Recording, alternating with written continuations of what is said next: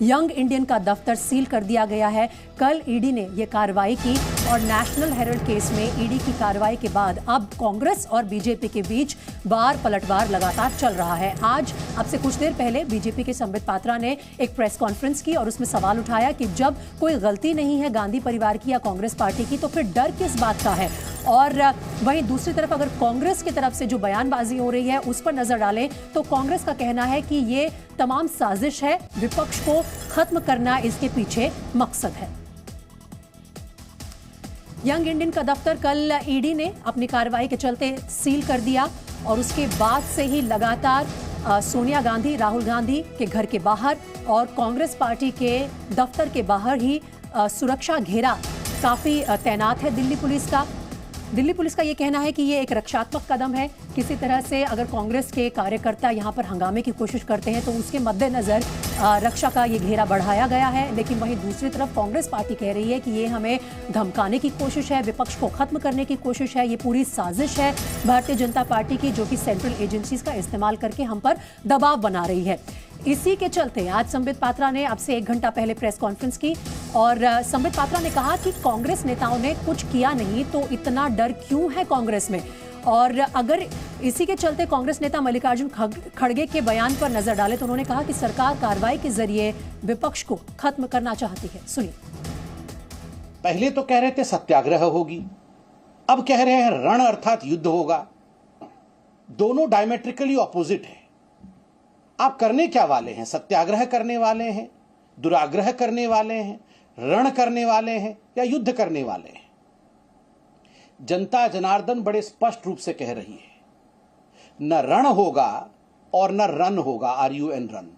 Neither you should fight against the system nor you should run away from the system. देश का जो संविधान है, देश का जो कानून है, वो सबके लिए बराबर है। चाहे वो कांग्रेस की अध्यक्षा हो, चाहे वो कांग्रेस के पूर्व अध्यक्ष हो, चाहे वो आम जनता हो, कानून के हाथ लंबे होते हैं और कानून किसी को छोड़ता नहीं है। आज नहीं तो कल कानून आपके गिरेबान तक पहुंच ही जाता है और यदि आपने गलती नहीं की है तो डरने की कोई बात ही नहीं है।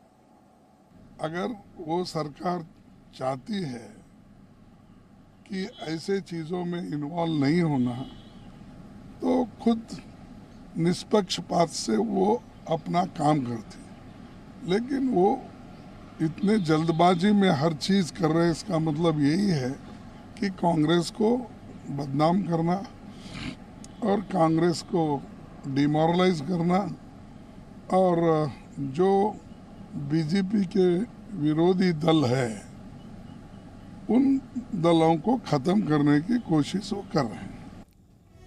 चलिए, इस खबर पर ज्यादा जानकारी के लिए जी मीडिया संवाददाता रवि त्रिपाठी का रुख कर लेते हैं। रवि, इस वक्त जिस तरह की वार पलटवार नजर आ रहे हैं बीजेपी और कांग्रेस के बीच, उसके चलते आज कांग्रेस किस तरह की कार्रवाई की उम्मीद कर रहा है? क्योंकि यंग इंडियन का ऑफिस तो सील हो गया है, ईडी अपनी इन्वेस्टिगेशन में लगातार आगे बढ़ रहा है।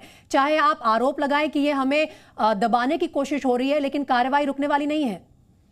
बिल्कुल, देखिए कहीं ना कहीं कांग्रेस के नेताओं में एक डर दिख रहा है। कल भी आपने देखा जिस तरह से अचानक जो है कांग्रेस के नेता जो है कांग्रेस दफ्तर पहुंचे पार्लियामेंट से निकलकर, और जो मैसेज था उनके पास, क्योंकि मैंने मल्लिकार्जुन खड़गे से बात की थी जब पार्लियामेंट से निकल रहे थे, उस वक्त एक एक गाड़ी में 4-4, 5-5 सांसद निकल रहे थे कि जल्दी पहुंचना है AICC। यानी कोई ना कोई ऐसा मैसेज था। फिर कांग्रेस के कार्यकर्ताओं को, दिल्ली के कार्यकर्ताओं को बोला गया जल्दी पहुंचो AICC दफ्तर। तो एक मन में इनके डर था, जो बैरिकेडिंग की गई उसके बाद इनको लग रहा था कहीं ना कहीं आज कोई ईडी बड़ी कार्रवाई कर सकता है, गिरफ्तारी हो सकती है। ये मैसेज दिया गया जिसकी वजह से कांग्रेस के कार्यकर्ता पहुंचे। तो कांग्रेस के कार्यकर्ताओं के मन में ये डर है कि कार्रवाई कर सकते हैं, और चूंकि सोनिया गांधी और राहुल गांधी इस मामले में फंसे हैं इसलिए डर ज्यादा है, क्योंकि कांग्रेस के हाईएस्ट बॉडी के पास ये मामला और ईडी की जांच चल रही है, दोनों से पूछताछ हो चुकी है। आपका दफ्तर सील किया गया कल कहीं ना कहीं यंग इंडिया का, तो उसके बाद डर ज्यादा बैठ गया है। हालांकि सरकार की तरफ से बात सही कहना है उनका कि भाई ये कार्रवाई सही अगर चल रही है और आप गलत नहीं है तो डर क्यों रहे, क्योंकि कांग्रेस बार बार कह रही है कि कोई घोटाला हुआ ही नहीं है। हमने जो लोन दिया है वो पत्रकारों के लिए लोन दिया था, 90 करोड़ का लोन दिया था, उनकी सैलरी के लिए लोन दिया था, हमने कोई गलती नहीं की है। तो जब इस मामले में आप पेश हो रहे हैं, बातचीत कर रहे हैं ईडी से, तो फिर इस बात का डर क्यों है? ठीक है रवि, फिलहाल इस तमाम जानकारी के लिए बहुत शुक्रिया आपका। तो लगातार ईडी का शिकंजा जो है इस मामले में कसता जा रहा है, गांधी परिवार पर साफ तौर पर खतरे के बादल, और इसके चलते कांग्रेस घबराई हुई है।